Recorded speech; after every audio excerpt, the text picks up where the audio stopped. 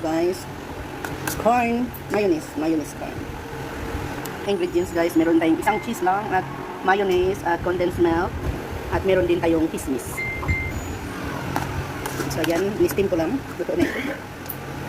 Tapos lagyan natin yung kismis.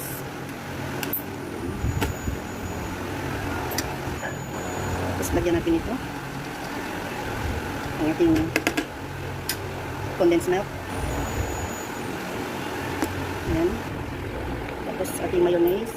Yan. Yan, haluin natin.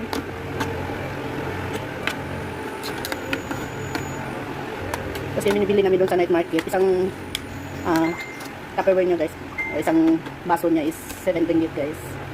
Tapos kunti lang naman. Tapos yan, lagay ko yan. Kasi ma-melted man yan. Yan. So meron na tayong